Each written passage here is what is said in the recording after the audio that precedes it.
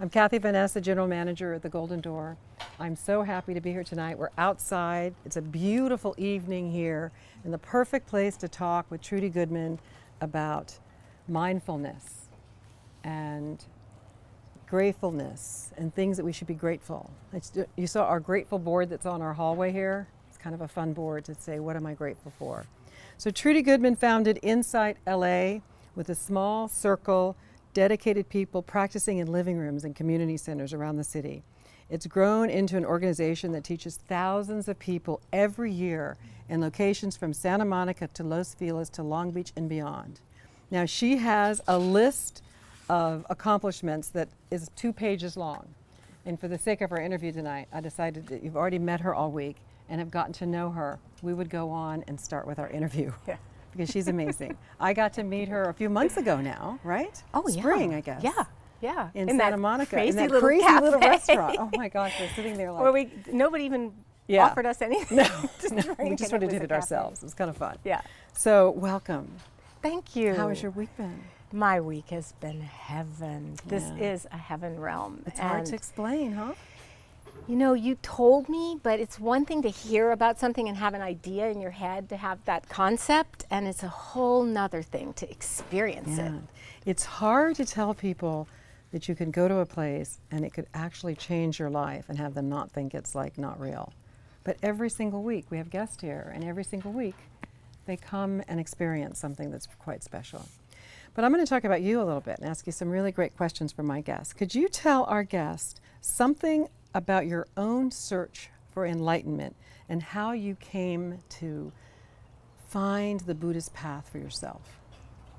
Yes, I Yes. can. But my questions, nobody's asked you any of my questions before, so. Of course, I never. know. They're all brand new.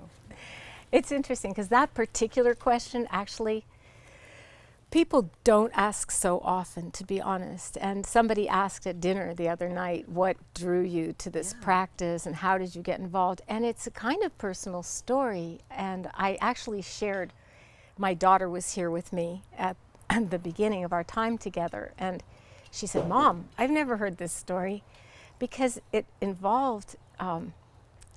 really involved an experience that I had while I was in labor. And I like to talk about this occasionally, especially with a group of women, because you don't usually hear spiritual teachers talking about these kinds of things, which are the stuff of our lives. And I had an experience,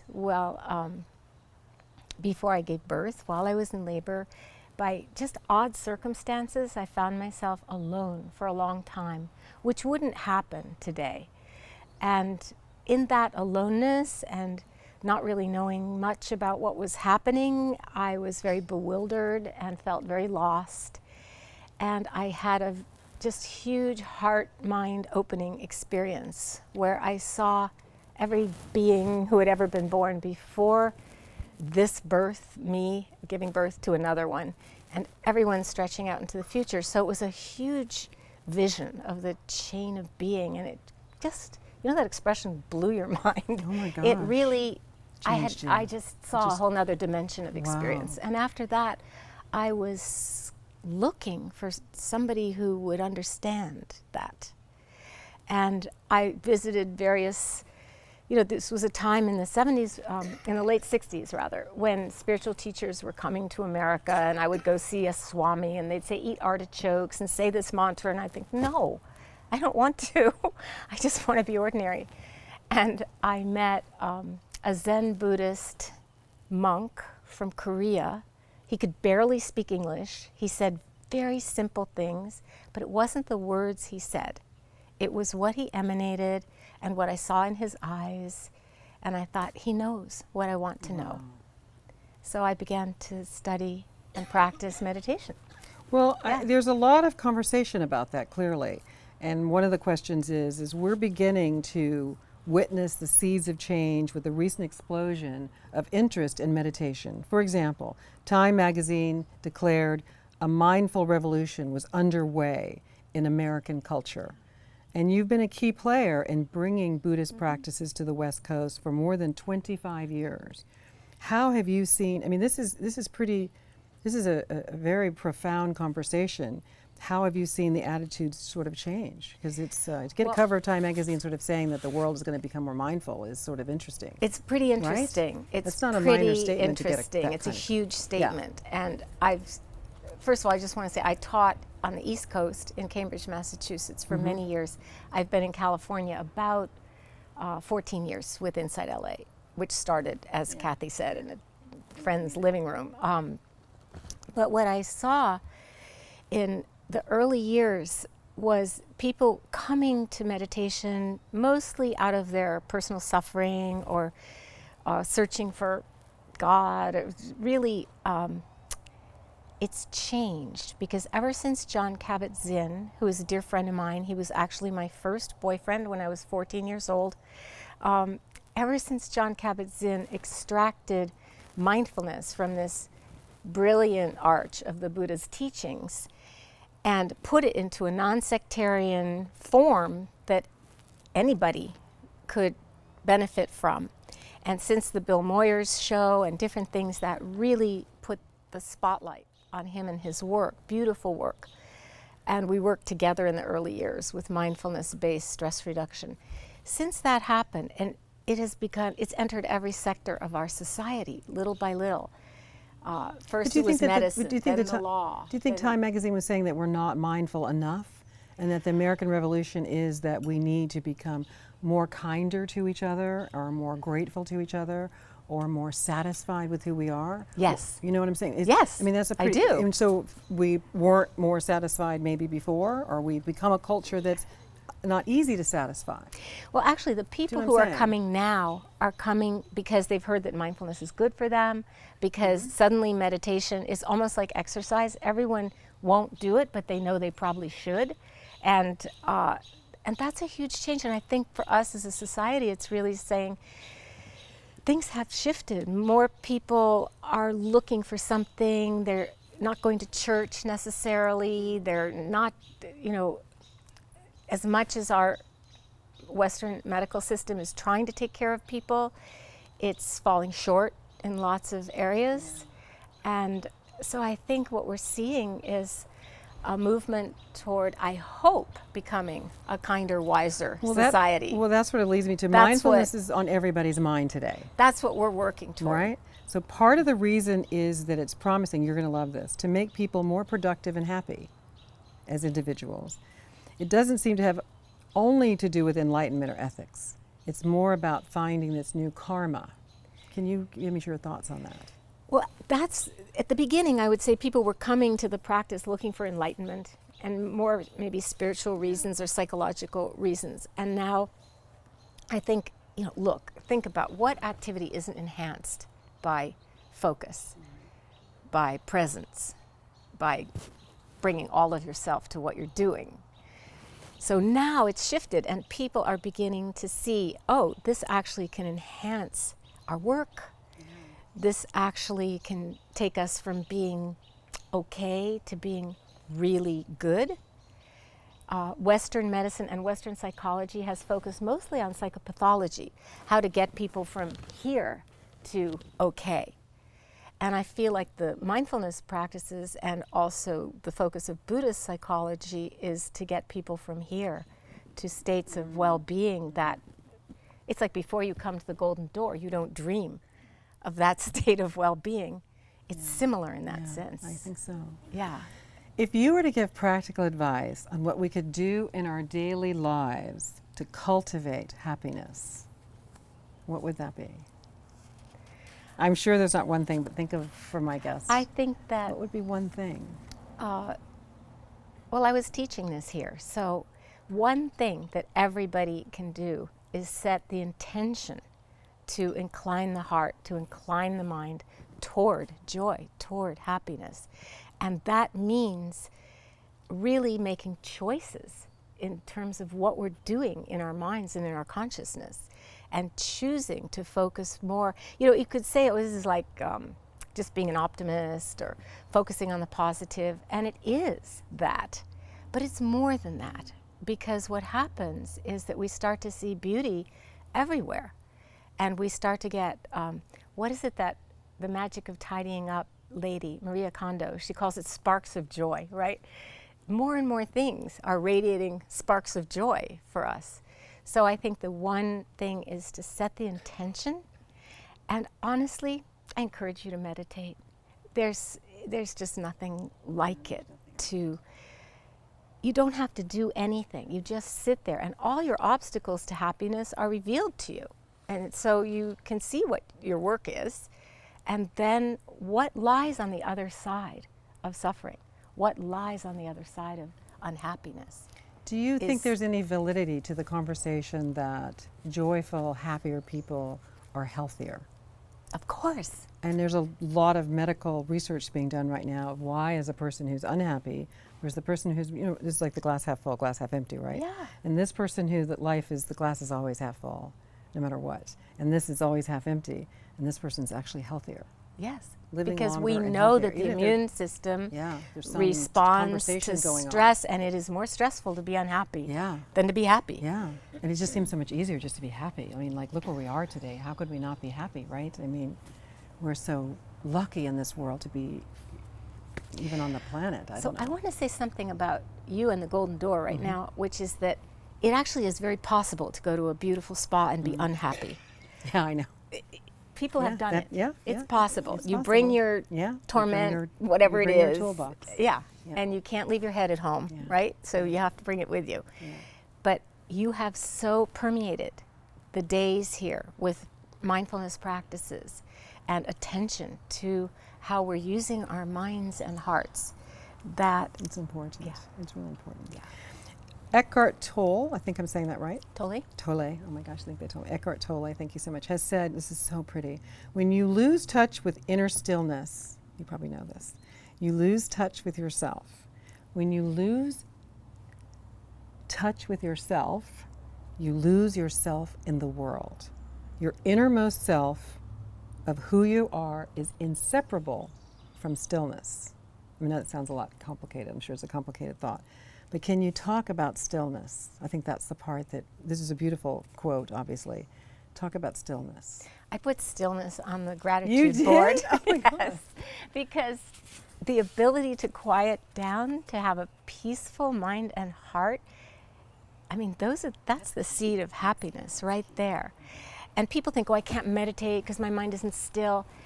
But learning to observe, Madhu was talking about this in her meditation this afternoon. I've so enjoyed listening to the other teachers who teach meditation and course, mindfulness. yeah. They're wonderful. Yeah. Being able to observe our thinking process as opposed to being lost in it, learning not to believe all of our thoughts, that allows us to calm down. And when we calm down, we can experience stillness. We can be quiet without restlessness coming up. There's so much momentum of busyness in our lives that we've forgotten how to just sit and read a book or watch a movie and not be also on our I devices. know, it's very and sad, isn't it? So This is a place where we don't let that happen. stillness is an It's art. really important. It's an art. Yeah. And How many, I mean, we have a hike, I think it was this morning with DJ, right? Yes. Thursday morning meditation. How many people went on the Thursday morning? It's like I did the hike when I was here 3 years ago. I would say I'm working, I haven't done it since, but it is incredible. Just the concept of walking 30 feet behind someone, right, for those of you who've done it, for an hour, and getting to the top of the mountain and doing Tai Chi, and then walking back down early in the morning 30 In feet silence. and sitting in silence, That's exactly, the thing. in silence. You're seeing the drops on the trees and the birds Right. and the morning dew waking up. It's just incredible. It's incredible. silence and silence People is get major important. things happen on that hike. And the people who are the most afraid of silence, the stillness side of that side of stillness that is silent, are the people who wind up loving it the most. The most, and things Yeah. come out. Yeah. It's pretty. Yeah, he's wonderful. If you're not happy or fully contented with life as it is right now, how can we start to change it so that we have a better life and greater happiness? What tools are there? Are there other tools, not even just meditation? What other tools are there? Well, actually, I think you kind of answered it with the quote from Eckhart Tolle. I mean, to stay connected to ourselves, to feel connected to ourselves in the middle of the busyness of life that we all have, most of us here, it's really important to know how to slow into a moment. You don't have to be actually sitting and meditating, Right, just but slow. to be able to slow into a moment, to pause. Sometimes call it the sacred pause, to just step back for a moment. And sometimes I do it literally with my body. I just sit back maybe an inch or two, because we're always leaning toward the next experience and anticipating it and what's it going to be like. And it's all about me, isn't it? You've meditated. What are most of your thoughts about, honestly? Right? Me, myself, and I. What's going to happen to me? How have I been? How am I going to be? I mean, it just goes on and on and on. So the ability to step back and let the world come to us. That's a great piece of it. That's great. That's Sometimes really great. That's really great. is- How many times do you meditate? How many times? Do you meditate every day? I certainly try to meditate every day, but I'm also at a point, I've been practicing for over 40 years. So it's part of me.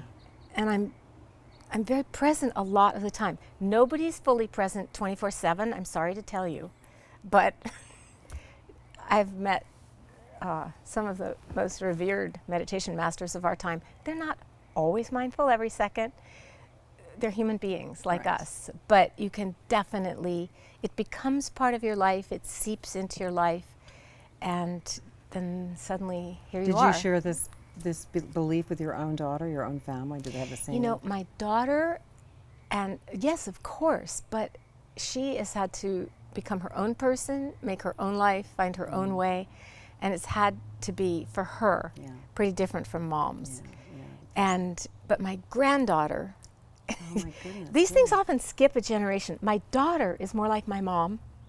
My granddaughter, Interesting. I mean, she's like her mom Right, because of it's her course, mom, of but course. No, but yeah, of course. yeah, there's a certain resonance there. You once have said, "I offer a bow of gratitude to psychotherapy." A bow of gratitude. Good. I offer a bow of gratitude to psychotherapy because it can really help clear away obstacles to caring for ourselves, each other, and our world. Why did you say this? What was making you say this wonderful statement? Why I said that, well, I've been a psychotherapist Yeah. I worked actively for 25 years as a psychotherapist, so I really believe in that modality. Of course, there's so many kinds of therapy, but I really said that because so many times people think that meditation should be enough or mindfulness should be enough. And then they feel bad about themselves if it isn't enough and if they need some help that is relational. And pain, hurt, wounds that are caused, that happen in relationship, I believe need to be healed in relationship. And it could be a lover, a beloved, a partner, a friend, but often it's helpful to have somebody who's a little more objective and skilled. Right, Yeah. to give you guidance. Yeah. Right. But that's why I said If you that. could fill in the blanks, meditation has changed my life the following way. Oh my gosh, that makes me want to cry. I feel so grateful to meditation. Meditation has changed my life in the following way. I'm going to say a few. Is that all right? Good, yeah, I hope so. Okay, practical. I used to be the type of person who was so shy that if I taught a class with 5 people in it, I would have to combat intense anxiety all day long. Oh my gosh. And now, I mean, it's not my favorite thing to have 1,000 there, but I can do it and it's fine. Yeah. So that's one way. That's very practical. But I would say also it's changed my life in that I don't worry about who I am That's big. anymore. That's important. Meditation is a come as you are party. And you start to feel that the truth of each moment, it's not some truth, capital T, of who I am. It's moment, moment, moment, moment. This is it. So whatever happens to me or however I feel, trivial example, I thought this started at 7:45. So I lingered listening to Susan tell stories. You know, I was lingering at supper and then you said, we're ready. And then I couldn't get my buttons buttoned over here. You could have lingered. And, you know, in that moment of just something shifts, it's not what you expected. I mean, this is a trivial example, but life happens and it doesn't happen the way we expect it to happen. And in that moment, I could just say to myself, hey, you are kind of stressed in this moment. This is what it's like to be a human being who is mildly stressed. Do you know, instead of it being a story about my shortcomings or why didn't you tell me it was now? Exactly. Or just take a deep breath. It's all going to be fine. Just take a deep breath and realize, oh, suddenly I'm connected to every human being who has ever been mildly stressed. Yeah. I'm not lonesome, struggling with my buttons anymore. Right. What is your favorite meditation practice? You know, my favorite practice is really simple breath, being present with the breath in the body. It's a little different from how Anne Harriet teaches. She teaches counting the breath, which is what I learned also in Zen practice. But I love to feel the movement of the breath in the body. It's like breathing in aliveness, and then breathing out is so, we release, we let go of the breath, and we let go of everything else in that moment too. If you follow an out breath all the way to the end, to where it just dissolves into space, there's stillness right there at the end of that breath. Have you been able to share this with our guests? I mean, are you here, the breathing part? Because that is so important. Yes, although I wasn't able to teach breath. the exact same class. I was supposed to teach the exact same class at 3 and 4, and I had to vary it a little. That's just the kind of mind I have. That's what you do. Yeah, that's okay. Okay, that's all right. Jack Kornfield, I think I got that one right, You did. said in an interview, we're always growing. We are and always growing as an organism. This is a really, it's a beautiful thing. We can grow out of love. We can grow out of care. We can grow out of wanting to flower. And then self-improvement becomes really an expression of our fundamental dignity and goodness, not trying to become something we are not, but to express our beauty and our courage in this very life. How would you guide mindful self-improvement? Well, first of all, I'm just beaming when you mention Jack Kornfield, because I don't know if you know this, Kathy, but we're getting married June 27th. No, I didn't. I got goosebumps. Oh my gosh! It's in that That's Jack Kornfield. Yeah. I'll give you. You can have this as a gift. Thank you. You can remember well, as soon us. as you said Jack Kornfield said, I was like, oh. I love Jack Kornfield. Of course you do. You're getting married to him. That's just a beautiful line. I just had to bring that quote to our guest tonight because it was just so and I special. think the mindful self-improvement part, to me, it has to do, one of the great gifts of meditation is you stop worrying about yourself and who you are and how much you might need to improve. And you actually, through accepting yourself more fully, you improve because you're not worrying about yourself so much. You have the space in your heart to look around and see who else might need some help and what needs to be done in this world to make sure that we can keep going and survive and take care of the generations to come. Right. So, what do you, speaking of generation to come, God, you'd think we practice this. What is the most important Buddhist teaching in today's troubled world? Because it's a challenging, troubled world. It is a challenging, troubled world. And I would say the most important teaching is about compassion. The Dalai Lama said, my religion is kindness. And imagine what the world would be like, Kathy, if we were really, if everybody was kind to each other. It would be so different. I see it all the time, even here. I mean, it's not just it's not a problem over there. It's a problem here, right in front of us all the time. It's hard to understand it. And the staff here, everyone is so kind. And you know that in order to be kind, they must be being also treated kindly by their employers. Yeah, we try very hard. Yeah. We do. How do you be mindful about money? You pay attention to it. Money is one of the stresses of people. Yeah. When it comes to play in life, that it doesn't equate to mindfulness. It equates to many other avenues, stress, frustration. Can you be mindful about money? I think you can. You have to know with money, it's really important to be able to have a sense of enough.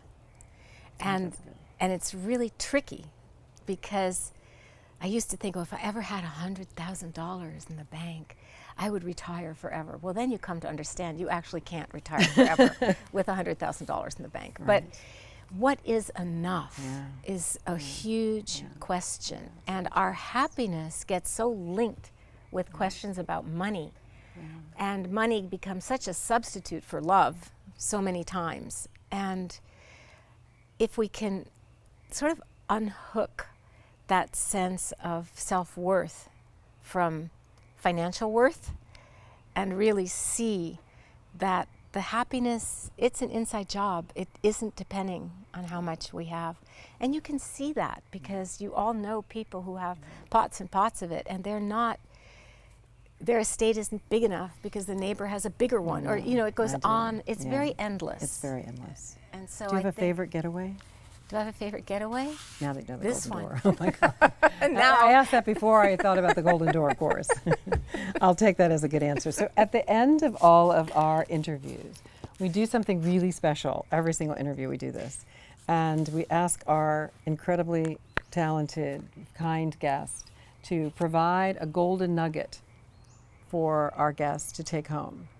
So we're going to ask you for your golden nugget for my guests to take home to their families. I get goosebumps every time I do this because some of the golden nuggets I've heard in 2 years have been unbelievable. You'll see them if you see our films online. So Miss Trudy, what is your golden nugget for our without having had a guests? chance to reflect beforehand on my golden nugget, I'm just going to go from what you asked me. You said, what is your favorite getaway? And I said the Golden Door.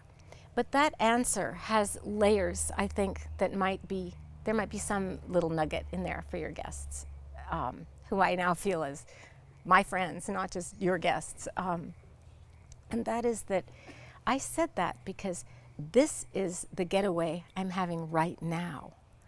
And my favorite getaway is actually to be able to be at ease in the present moment, not to go somewhere else. And meditations that bring me into that experience of full-on presence with life and the appearing and disappearing of experience and each other. That's it's maybe not a getaway, it's maybe a get to, but meditations that bring us more fully into here and now so that we can appreciate the life we're actually having right now. Which is really special. Yeah. That's our golden nugget. Instead of, the one we might get tomorrow or, We have and I'll let that be your golden nugget, but we have something I want you all to think about this week as you walk through the property, that when you stand at the koi pond and look at the beautiful koi swimming in front of you and you listen to the waterfalls and you smell the pine and you hear the birds, that's a world right in front of you. As you gaze beyond to the grass, there's this beautiful hill with these clip ponds, and then beyond you is a mountain that has nothing on it. Most people focus on that future. But right in front of you is this glorious, beautiful koi pond that you should look at, pretty much saying the same thing. It's right here and right now. Like, I listen to the frogs. I know, the frogs. They're so There's a beautiful. few spots on the property. You see this Japanese, it's actually a Japanese design, this sort of three-dimensional view of the world, and you can actually see current and see in the future. And because of the way we're positioned, all of our future is raw. Our mountains are raw here. The upstairs mountain looks a little better, but still raw. And it's nice to sit and just be outside tonight. Thank you guys so much for being here with us. Thank you for your attention. Thank you, everybody. Trudy. Thank you.